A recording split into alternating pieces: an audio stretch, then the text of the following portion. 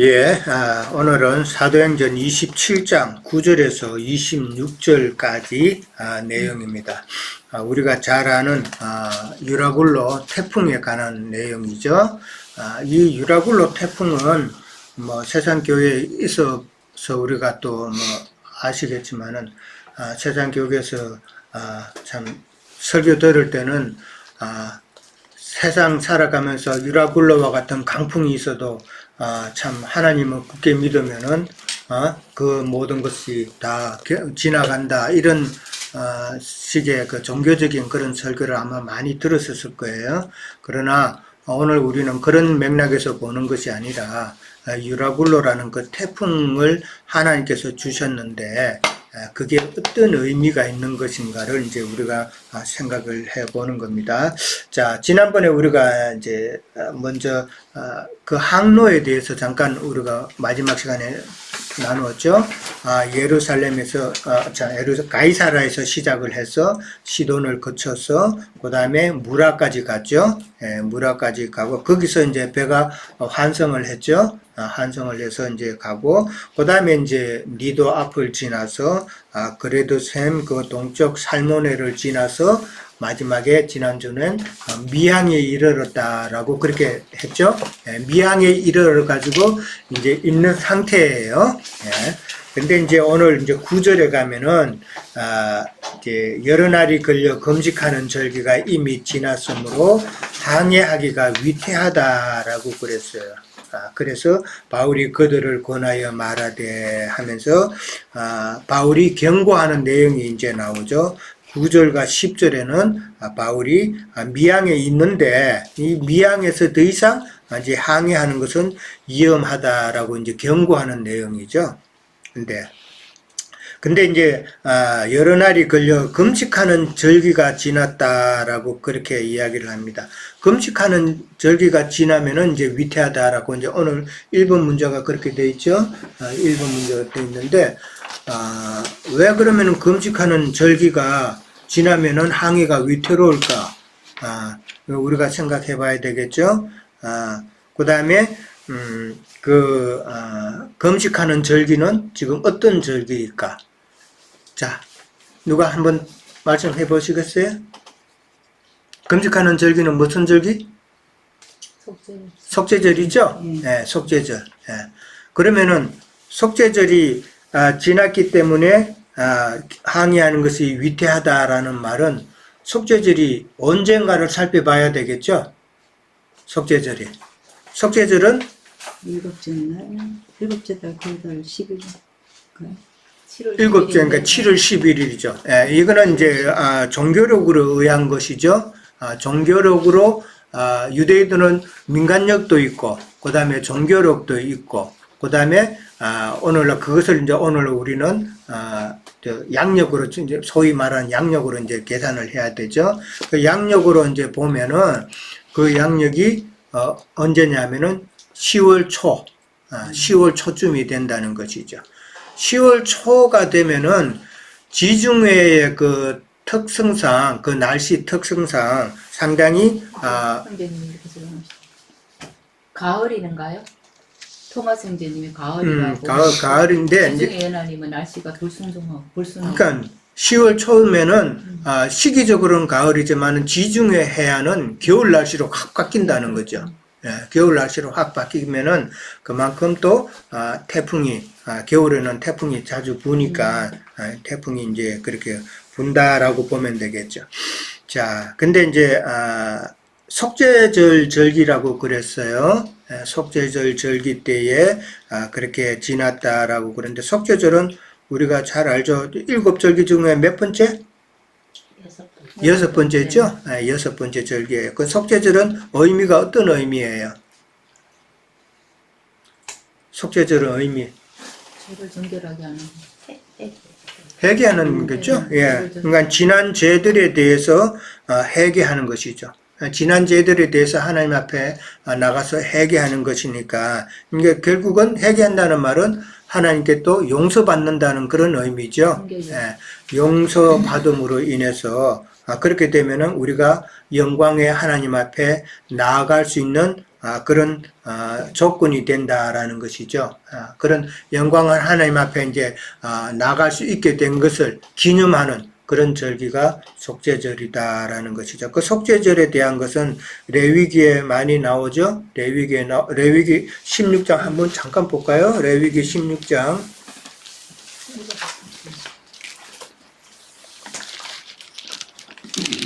레위기 16장 빨리빨리 찾으셔야 될 거예요. 16장 29절에서 31절. 16장 29절에서 31절. 자, 다 같이요. 너희는 영원히 이 규례를 지킬지니라. 일곱째 달 곧 그 달 10일에 너희는 스스로 괴롭게 하고 아무 일도 하지 말되 본토인이든지 너희 중에 거류하는 거류민이든지 그리하라.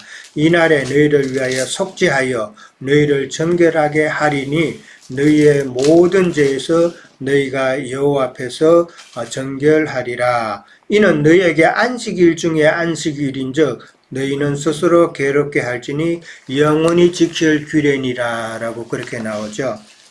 그 다음에 민수기 29장 한번 또 볼까요? 민수기 29장 7절에 보면은 거기도 속죄일에 대한 내용이 나오죠. 7절에서 29장 7절에서 11절까지 보면은 속죄일에 관한 내용이 나오죠. 거기도 보면은 일곱째 달 열흘날에는 너희가 성회로 모일 것이고 너희의 심령을 괴롭게 하여 아무 일도 하지 말 것이라.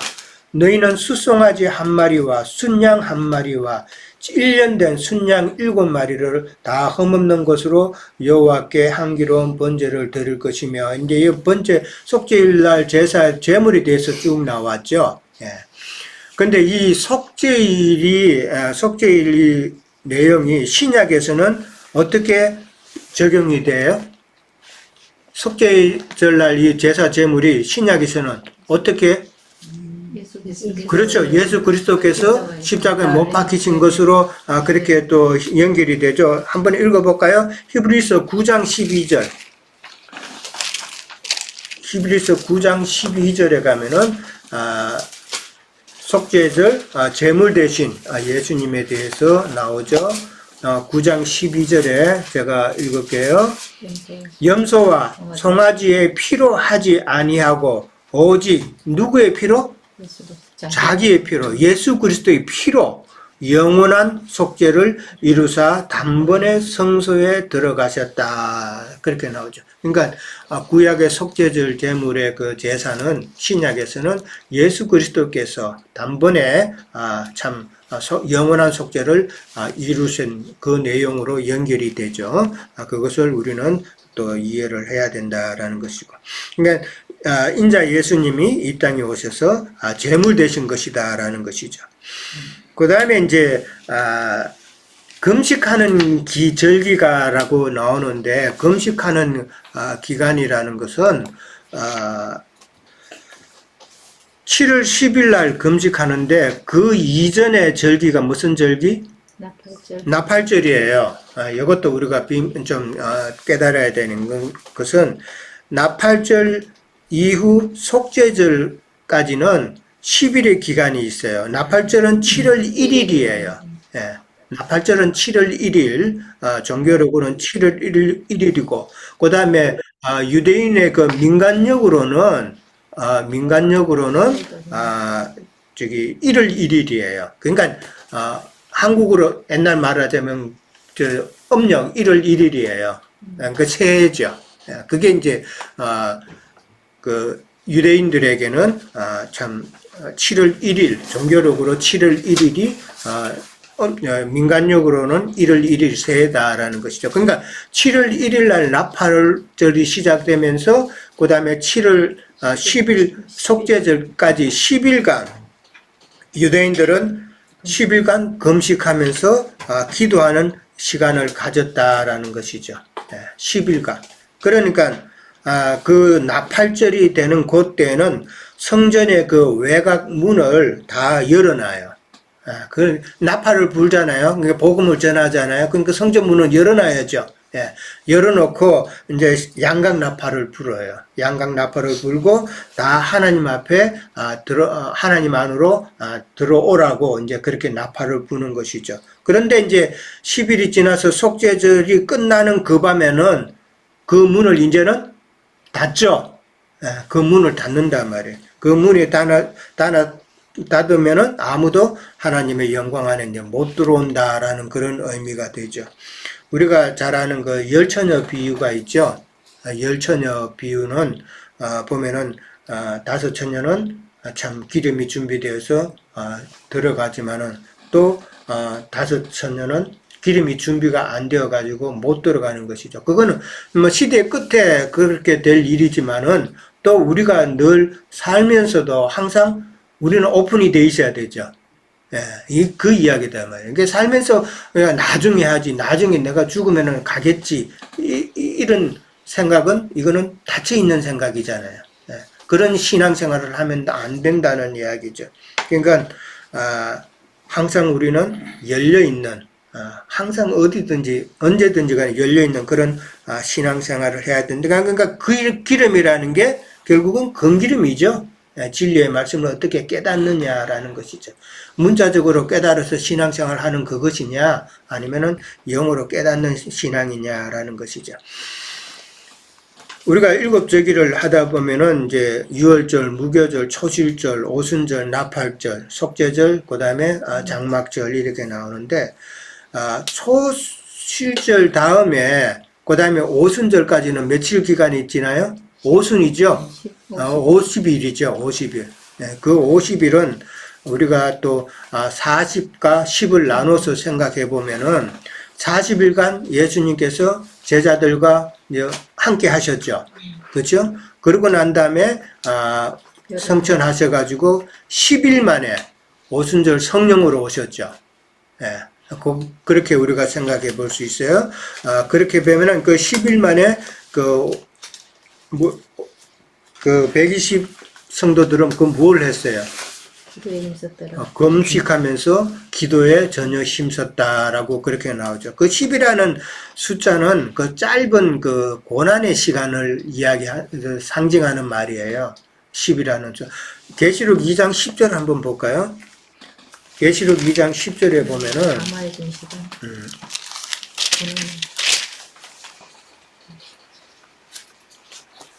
계시록 2장 10절에 보면은 너는 장차 받을 고난을 두려워하지 말라. 볼지어다 마귀가 장차 너희 가운데서 몇 사람을 옥에 던져 시험을 받게 하리니 너희가 10일 동안 환난을 받으리라. 네가 죽도록 충성하라. 그리하면 네가 생명의 관을 내게 주리라. 그렇게 말씀드려요. 이게 10일은 짧은 그 환난의 기간을 상징한다라고 보면은 그 10일간 120명의 그 성도들이 기다리면서 금식하면서 기도한 그 의미를 우리는 좀 생각해 볼 수가 있겠죠. 금식이라는 말은 우리가 잘 알죠. 어떤 것을 금식이라 그래요. 수잔자매가 지난 며칠 전에 네 친구 만나려고 세상 교회에 갔더니만은 어떤 여자 목사님이 자기는 지금 7일 금식을 하는 중이다라고 그렇게 이야기를 했다고 그러는데, 음식 안 먹는 게 금식이에요? 뭐가 금식이에요? 이사야 말씀에 있는 한번 읽어봐줘요. 58장. 그러니까 그때 그 말씀을 들으면서 할 말이 생겼다 이런 생각이 좀 나서, 이사야 58장 6절. 그러니까 내가 기뻐하는 금식은 흉악의 결박을 풀어주며 명예의 줄을 끌어주며 압제당하는 자를 자유하게 하며 모든 멍에를 꺾는 것이니라. 그러니까 또 줄인 자에게 내 양식을 주어주며 유리하는 빈민을 집에 들여 헐벗는 자를 보면 입히며 또 내 골육을 피하여 스스로 숨지 아니하는 것이 아니겠느냐 이렇게 말씀하셨죠. 그러니까 양식을 먹여주는. 그러니까 금식이라는 거는 그러니까 무엇을 먹느냐 안 먹느냐 그 이야기죠. 그러니까 우리가 먹지 말아야 될 음식을 이제 안 먹어야 된다는 그 의미이기 때문에, 그러니까 우리가 먹지 말아야 될 음식은 뭐예요? 영적인 양식은 뭐예요? 먹지 말아야 될 거는 각종 비진리죠. 예, 신학이나 그다음에 종교적으로 하나님의 말씀을 풀이하는 이런 하나님의 진리와 어긋나는 그런 것은 우리가 먹지 말아야 된다. 그것이 참 금식이다라는 것은 우리가 이제 상식적으로 알죠. 자, 그다음에 이제 그 10일 동안에 이제 그렇게 양각 나팔을 불어서 참 다 들어오게 해야 되는데, 그러니까 그 나팔 소리는 누구에게는 하나님의 영광 안으로 들어오게 하는 참 그런 영광의 나팔이지만은, 그런데 그 소리를 듣고도 안 들어오는 자들은 참 문이 닫힌 5 처녀와 같이 그 심판의 나팔 소리죠. 예. 지금 우리가 이게 복음을 이렇게 하나님의 말씀을 갖다가 배우고 우리가 전하고 이렇게 하는 것도 나팔 부는 거단 말이에요. 우리도 안 믿는 사람이나 또 세상 교육에 나가는 사람들에게 말씀을 전하면 그게 나팔 부는 거잖아요. 그 나팔 부르는데 그 나팔 소리를 듣고도 자기의 신앙대로 간다고 하면서 이 말씀을 안 들으면 그거는 참 심판의 소리일 수밖에 없다라는 것이죠. 자, 그 다음에 이제 내가 보니 이번 항해가 배와 우리의 생명에 타격이 크다라고 이제 그렇게 이야기했어요. 그러니까 더 이상 항해하면 안 된다는 거죠. 더 이상 항해하면 안 된다는 건데, 근데 내가 보니라고 그랬어요. 바울의 입장에서도 보면은 바울이 봐도 이거는 아니다라고 싶었는데, 그 왜 바울이 이런 말을 할 수 있었을까? 바울은 어디 출신이에요? 네. 길리기아 그쪽 출신이죠. 그러니까 길리기아하고 밤빌리아, 거기는 지중해 연안이잖아요. 그러니까 지중해 날씨를 누구보다도 잘 안다고 생각해 볼 수 있죠. 그리고 바울은 이미 전도 여행을 하면서 지중해를 여러 번 다녔어요. 그렇죠? 3차, 그 다음에 지금 이제 4차 로마로 간 것까지 합치면은 상당히 여러 번 배를 타고 다녔는데, 근데 그 배 타고 다닐 때 결코 쉽지 않았다라고 그렇게 기록이 되어 있어요. 고린도 후서 11장 25절에 봅니다. 고린도 후서 11장 25절은 참 바울이 겪은 많은 환난을 지금 이야기하고 있죠. 11장 25절에 갑니다. 3번 태장을 맞고 1번 돌로 맞고 3번 파선하고 일주야를 깊은 바다에서 지냈으며 여러 번 여행하면서 강의 위험, 강도의 위험, 동독의 위험, 이방인의 위험, 시대의 위험과 강야의 위험과 바다의 위험과 거짓 형제 중에 위험을 당하고. 그러니까 여기 보면은 3번 파선했다 그랬죠. 3번 파선했으니까 참 바다를 이제 많이 경험을 했죠. 그러면서 깊은 일주야를 깊은 바다에서 지냈다라고 그렇게 이야기를 합니다. 우리는 바다에 깜깜한 그 바다에 진짜 한 몇 시간만 있어도 뭐 두려워서 공포에 떨면서 어찌할 바를 모를 그런 상황일 텐데, 바울은 일주일 동안 끔끔한 바다에서 그렇게 지냈다고 하니 참 얼마나 많은 고통 가운데 있었을까 생각해 볼 수 있죠. 그러니까 바울은 이미 지중해 바다를 많이 경험을 했다. 그러니까 참 그런 경험으로 봐서도 이번 항해가 어렵다라는 것이죠. 자, 그 다음에 이제 11절에서 13절에 갑니다. 바울의 말 대신에 사람들이, 백부장도 그렇고 다른 사람들이 선장과 선주의 말을 듣고 지금 미양에 있지만은 이제 베닉스로 가자라는 그런 이제 의견이 나온 것이죠. 그러니까 베닉스로 옮겨서 겨울을 나자고 그렇게 이야기를 하는 말이 나옵니다. 자, 2번 문제인데, 선장과 선주가 그리고 많은 사람이 베닉스에서 겨울을 지내고자 한 이유는 무엇이며, 이거는 영적으로 지금 무엇을 말하고자 하는 것일까를 이제 생각해 보는 거예요. 자, 지금 바울의 생각과 그 다음에 선장과 선조의 생각이 지금 서로 이제 차이가 있는 것이죠. 바울은 올겨울을 여기 미양에서 그냥 지내자라는 것이고, 그 다음에 선장과 선주는 좀 더 편안한 곳, 좀 더 좋은 곳으로 베닉스로 가자라는 그런 이야기죠. 예. 자, 여기서 선장과 선주라는 단어가 나왔어요. 선장과 선주를 그냥 그 선장, 선주 그것만 우리가 이해하면 안 되겠죠. 예. 선장과 선주라는 말은 무슨 의미인가를 계시록 18장 17절 한번 찾아봅니다. 계시록 18장 17절.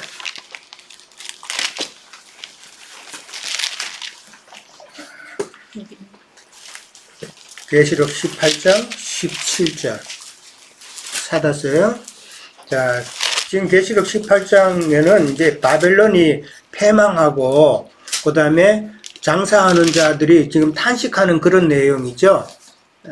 바벨론이 더 이상 장사꾼들은 더 이상 자기네들이 장사를 못하니까 거기에 대한 이제 탄식하는 내용이에요. 자, 찾았어요? 네, 18장 17절에 봅니다. 그러한 부가 한 시간에 망하였도다. 그러니까 그동안에는 장사해가지고 참 재물을 많이 쌓았는데 이제는 더 이상 장사할 거리가 없다는 것이죠. 바벨론이 패망했으니까. 그러니까 세상 종교 체제가 지금 망했다는 이야기잖아요. 더 이상 설교해가지고 돈 벌어먹기 힘들게 됐다는 그 이야기잖아요. 근데 거기에 망하였도다. 모든 선장이라는 말이 나와요. 각처를 다니는 선객들과 선원들과 바다에서 일하는 자들이 멀리 서서 그가 불타는 연기를 보고 외쳐 이르되 이 큰 성과 같은 성이 어디 있느냐 하며 라고 티끌을 자기 머리에 뿌리고 울며 애통하며 외쳐 이르되 화이또다 큰 성이여 바다에서 배부리는 모든 자들이 너의 보배로운 상품으로 치부하였도다. 그렇게 이야기하죠. 그러니까 배에서 배부리는 선장과 선주, 그 다음에 선원들은 다 누구를 지금 상징하는 말이에요? 세상 교회 목회자들이죠. 배라는 거는 일단은 자기 개인으로도 볼 수 있지만은 지금 교회를 두고 하는 이야기다라는 것이죠. 그러니까 지금 선장이라는 말은 오늘날 세상 교계를 이끌고 나가는 목회자들을 두고 하는 말이다. 이 말이에요. 그러면은 이 목회자들이 선장과 선주들이 그러면 베닉스로 가자라는 그 주장을 펼치고 그쪽으로 간다는 말은 무슨 말일까? 지금 미양이라는 곳하고 베닉스라는 곳이 두 군데를 비교해 봐야 돼요. 왜 베닉스로 가려고 그래요? 미양이 겨울을 지내기가 어렵다라고 그러죠. 그 말은 그냥 우리가 보면은 미양이라는 곳은 작은 항구고 그 다음에 그러니까 뭐 사람이 지금 267명인가요? 그렇게 많은데 이 사람들을 다 수용할 숙박시설도 아마 있었을까? 좀 그게 없었겠죠. 그러니까 불편할 수도 있고 그 다음에 이 미양이라는 곳은 바람을 그대로 받아들이기 때문에 겨울 바람을 그대로 누가 어디에서 막아주는 데가 없다 보면 그런 데는 더 춥죠. 그렇죠? 그런 지형이다라고 생각해 볼 수가 있죠. 그러니까 그런 곳보다는 베닉스는 거기는 오늘 그 내용에 보면은 베닉스가 그 지형이 나오죠. 지형에 보면은 서쪽으로는 한쪽은 서남을 한쪽은 서북을 향하였다라고 12절에 나오죠. 그 말은 결국은 바람을 막아준다는 이야기예요. 바람을 막아주니까 훨씬 덜 춥다라는 그런 이야기가 되겠죠.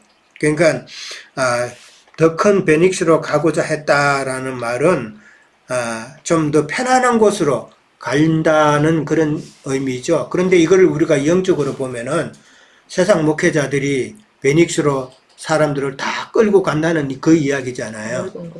그럼 그 베닉스는 뭐예요? 세상과 짝한 그런 신앙생활을 지금 추구하는 곳으로 몰고 간다는 이야기죠. 그걸 우리는 이해해야 된다는 거예요. 그냥 베닉스로 가고자 하는 그런 이야기가 아니다 말이에요. 그러니까 세상 목회자들은 우리의 신앙을 참 편안한 곳으로 그렇게만 인도한다라는 것이죠. 근데 유라굴로라는 그 태풍 오늘 내용을 보면서 하나님께서는 그 태풍을 주신 이유가 있죠. 우리 인생에도 태풍을 주시잖아요. 왜 그래요? 온전한 신앙의 길 가게 하시는 거잖아요. 그것을 우리는 이해를 해야 된다. 자, 영적으로 참 편하고 재미있는 그런 신앙생활을 추구하게 하는 것이 세상 목회자들의 목회 방향이죠. 그렇잖아요. 그러니까 각종 프로그램이 많잖아요. 우리도 다 그렇게 해봤죠? 각종 프로그램이 많아요. 참 예배당 생활 세상 교회에서 예배당 생활 때 여러분 재미없었어요? 우리 재밌었잖아요. 사람들 모여서 그런 재밌는 그런 활동도 하고 웃고 떠들고 그냥 뭐 크리스마스 이브가 되면 누구 집에 몰려가가지고 다 먹고 마시고 이런 이야기 저런 이야기하고 얼마나 재밌었어요. 세상적으로는. 그러나 영적으로는 갈급했잖아요. 지금 세상 교회 선장 선주들이 그런 방향으로 사람들을 몰고 가고 있다라는 것이죠. 근데 이제 큰 교회는 가면은 그런 조건을 어느 정도 또 많이 갖췄죠. 그러니까 요즘 목회자들이 목사님 딱 되고 나서 개척하려면 참 힘들죠. 사람들이 다 큰 교회 가니까. 큰 교회로 다 가면 뭐든지 편하잖아요. 애들 맡기는 것도 편해. 가면은 뭐 체육관도 있는 교회도 있어. 그 다음에 뭐 시설도 삐까뻔쩍하고 좋은 것만 다 채워져 있어. 편안하잖아요. 가서 그냥 헌금하고 앉아서 뭐 있다가 오면 되잖아요. 얼마나 편한 신앙이에요. 그런 편한 신앙은 결국은 유라굴라 태풍을 만나게 되는 신앙이다라는 것을 오늘 성경에서 우리는 그것을 깨달아야 된다는 것이죠.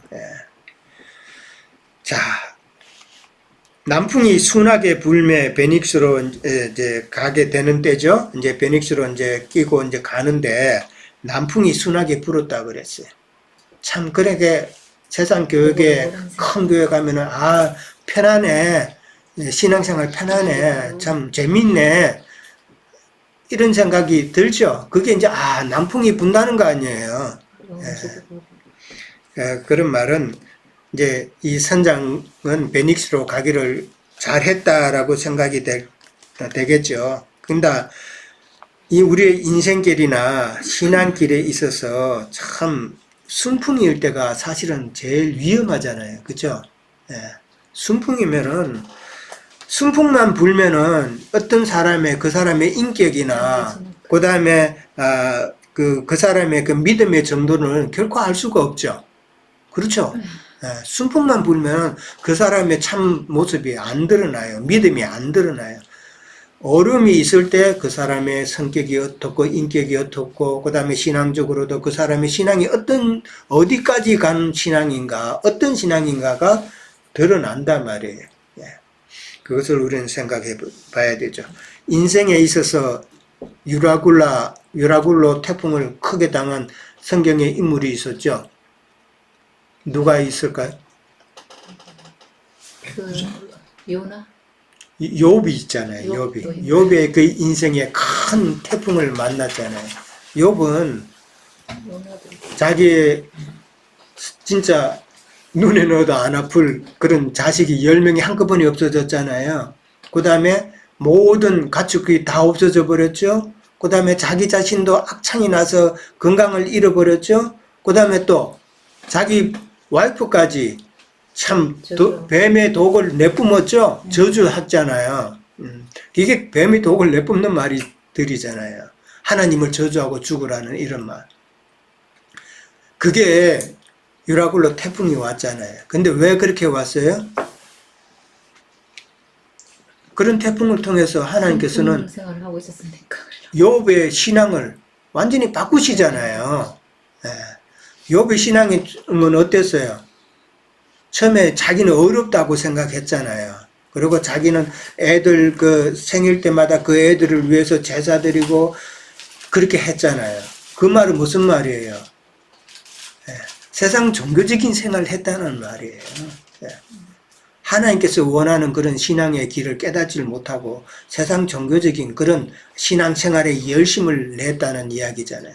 그런데 하나님께서는 그것을 인생 태풍을 통해서 완전히 욥을 꺾어지게 만드셨잖아요. 깨닫게 만드셨잖아요. 예.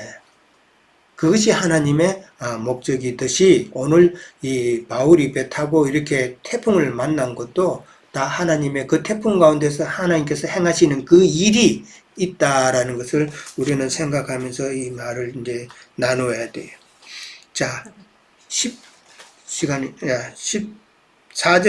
20절까지 조금만 더 합니다. 14절에서 20절까지 가면은 이제 강풍을 만난 배가 참 그 강풍 만난 사람들이 다 참 힘들어하는 내용이 나오죠. 힘들어하는 내용이 나오는데 오늘 3번 문제가 바울의 항해가 힘들다는 것을 표현한 단어가 이제 쭉 나오죠. 그 단어를 찾아보고 영적으로는 우리가 어떻게 깨달아야 될 것인가라는 것이에요. 자, 유라굴로라는 그 말은 유라라는 말과 이제 유로스라는 말과 아킬로라는 그 단어가 합쳐진 말이에요. 그러니까 유로스라는 말은 동풍이에요. 동쪽에서 오는 바람 부는 거 동풍. 그 다음에 아킬로라는 말은 북쪽에서 불어오는 북풍을 말하는 거예요. 그러니까 유라굴라라는 말은 북동쪽에서 불어오는 태풍, 북동풍을 말하는 거예요. 그것이 유라굴로다. 그렇게 이야기를 하면 돼요. 자, 첫 번째 시간 여기까지만 하고 잠깐 쉬었다가 할게요. 예.